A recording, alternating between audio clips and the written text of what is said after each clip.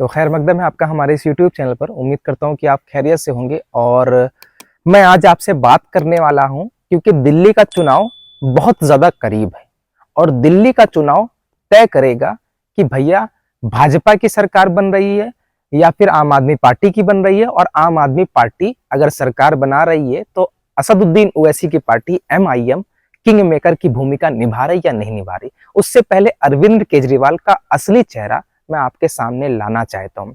देखिए, दिल्ली के अंदर मुसलमान किसी को ऑप्शन अगर बना रखा है किसी पार्टी को तो वो है आम आदमी पार्टी या कांग्रेस पार्टी। मुसलमान भाजपा को वोट नहीं देता है। तो मैं इन दोनों की बात करूंगा। दोनों की बात करने से पहले सबसे पहले छोटे रिचार्ज, जैसा कि असदुद्दीन ओवैसी साहब कहते हैं, केजू भैया की बात करते हैं। केजरीवाल भैया जो है मुसलमानों के प्रति क्या मानसिकता रखते हैं ये मैं आपको बताता हूं। मुसलमान अपना रहनुमा तो मानते हैं, दिल्ली के अंदर उनको अपनी सियासी ताकत भी मानते हैं, लेकिन आज तक मुसलमानों को कमजोर करने के अलावा उन्होंने कुछ नहीं किया। आपको पता है, देखिए मैं पिछली बातों को ना ले जा करके अभी मैं हाल ही का मामला आपको बताता हूं। नरेश यादव जो कि आम आदमी पार्टी से महरौली के विधायक हैं, अब फिर से प्रत्याशी बनाए गए। 2024 में आम आदमी पार्टी के जो कैंडिडेट होंगे वो महरौली से नरेश यादव होंगे। लेकिन आप कह रहे होंगे ना, लेकिन आप सोच रहे होंगे कि भाई विधायक प्रत्याशी है, विधायक है, फिर से विधायक बन जाएगा, क्या दिक्कत है? दिक्कत इस बात की नहीं है, दिक्कत इस बात की है कि अरविंद केजरीवाल का दोहरा चरित्र सबके सामने आ चुका है। महरौली के जो विधायक हैं उन्होंने कुरान की शान में बेहुरमती की। यकीनन मैंने कुरान जैसा लफ्ज इस्तेमाल किया। कुरान जैसा लफ्ज इस्तेमाल करना मतलब कुरान की बेहुरमती, कुरान की इज्जत को पामाल करना हम जर्रा बराबर भी बर्दाश्त नहीं करते। कुरान की हुर्मत हमारी जान से ज्यादा कीमती है, ये आपको भी पता है और मुझे भी पता है। इसी कुरान की बेहुरमती करने वाला आम आदमी पार्टी का विधायक महरौली से अभी हालिया प्रत्याशी नरेश यादव ने कुरान की बेहुरमती की, लेकिन एक्टिव केजू भैया नहीं हुए। केजरीवाल भैया जो है वो बहुत जल्दी निर्णय लेते हैं जब कोई मुसलमान होता है। हुआ क्या, जब दिल्ली दंगा हुआ, दिल्ली राइट्स हुआ, ताहिर हुसैन का नाम आया कि उनके छत पर जो है वो बम थे, गुम्मे थे, अद्धे थे और तमाम ऐसी चीजें जो दंगे फैलाने में काम आती हैं। सिर्फ आरोप लगा, आरोप तय भी नहीं हुआ, मामला कोर्ट तक भी नहीं पहुंचा। आनंद फानन में अरविंद केजरीवाल ने 6 साल के लिए ताहिर हुसैन जो कि उनकी ही पार्टी के पार्षद थे उनको निष्कासित कर दिया।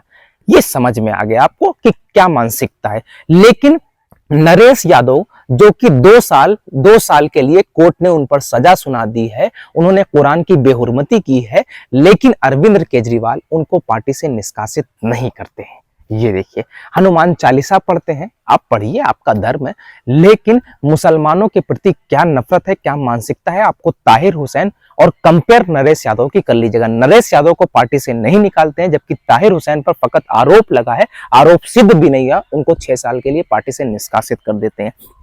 और मैं आपको बताता हूं, ये है अरविंद केजरीवाल। आपने कोरोना काल में देखा होगा, मरकज में सबसे पहला ताला लगवाने वाले कौन थे, मरकज पर FIR कराने वाले कौन थे, कोरोना बम, मुसलमानों को कोरोना बम कहने वाले कौन थे, मुसलमानों को कोरोना विस्फोटक जैसे नामों से संबोधित करने वाले कौन थे, आप बखूबी जानते हैं, आप बहुत समझदार हैं। अब दूसरी मैं बात को बता दूं, इंडिया गठबंधन, आप सोच रहे हो कि हम इंडिया गठबंधन को वोट करेंगे और भाजपा को हराएंगे। असल में आपको सिर्फ और सिर्फ आपके साथ धोखा किया जा रहा है।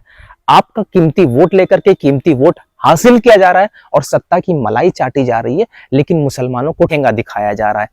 अब मैं आपको बताता हूं, इंडिया गठबंधन में बहुत सारे दल हैं। मिसाल के तौर पे अखिलेश भैया, केजू भैया, केजरीवाल भैया, राहुल भैया, ममता दीदी, तेजस्वी बाबू, ऐसे तमाम लोग जो हैं वो इंडिया गठबंधन का मुख्य चेहरा है।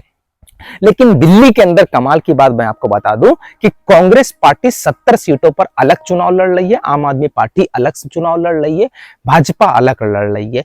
अब अगर इंडिया गठबंधन होता मुसलमानों, तो सोचो केजू भैया और कांग्रेस वाले भैया दोनों साथ मिलकर के चुनाव लड़ना चाहिए ना। अगर भाजपा को हराना ही मकसद है तो फिर ये अलग अलग चुनाव लड़ना क्यों?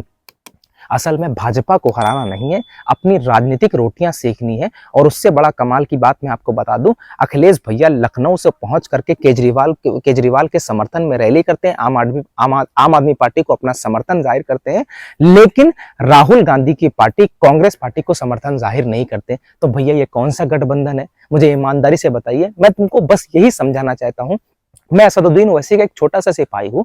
मैं बार बार आपको यही समझाना चाहता हूँ कि मुसलमानों अपने वोट की कीमत को समझो। तुमको इन तथाकथित सेकुलरिज्म वाली पार्टियों ने फकत वोट बैंक समझा है और तुमने अपने वोट की कीमत को नहीं समझा। मुसलमानों, अगर अपनी वोट की कीमत को समझोगे तो इन जैसे तमाम तथाकथित पार्टियां जो आपके वोटों से सत्ता के शीर्ष पर बैठती हैं, ये एक वक्त आएगा जो आपको सत्ता पर शीर्ष पर बैठा लेंगे। इनका काम ही नहीं चलेगा, चलता ही नहीं, हमारे बिना सरकार ही नहीं बनती, इनका काम ही नहीं चलेगा। मुसलमानों, अगर आपने अपने वोट की कीमत को समझा तो यकीनन आपका वकार बचा रहेगा, आपकी पहचान बनी रहेगी, आपको हिंदुस्तानी कहा जाएगा। ये वक्त समझिए, क्योंकि कोई भी ऐरा गैरा नत्थु खैरा आकर के आपको बांग्लादेशी और पाकिस्तानी कह देता है। आप समझिए कि आपकी ताकत क्या है। देश संविधान से चलता है, देश में डेमोक्रेसी है। आप अपनी पार्टी को मजबूत कीजिए, आप जिसे भी मजबूत करना चाहे करिए, लेकिन कम से कम उसकी मानसिकता दोहरी मानसिकता ना हो आपके प्रति। किस तरीके से अरविंद केजरीवाल का दोहरा चरित्र सबके सामने आता है, यकीनन दिल्ली चुनाव में उनको आप सबक सिखाना है। ज्यादा से ज्यादा इस वीडियो को शेयर कीजिएगा ताकि तमाम मुसलमानों, तमाम लोगों को यह पता चल सके कि अरविंद केजरीवाल भैया उनका असली चेहरा क्या है। और हिंदुस्तान में इंडिया गठबंधन अलायंस जो है ही नहीं है, एक दूसरे के खिलाफ चुनाव लड़ रहे हैं और हमारा कीमती वोट हासिल कर रहे हैं, जो कि उससे मुसलमानों का कोई फायदा नहीं हो रहा है। मुसलमानों को चाहिए कि अपना नेता तैयार करे, अपना नेता पैदा करे, अपनी लीडरशिप पैदा करे। ज्यादा से ज्यादा इस वीडियो को शेयर कीजिएगा और कमेंट में अपनी राय जरूर दीजिएगा।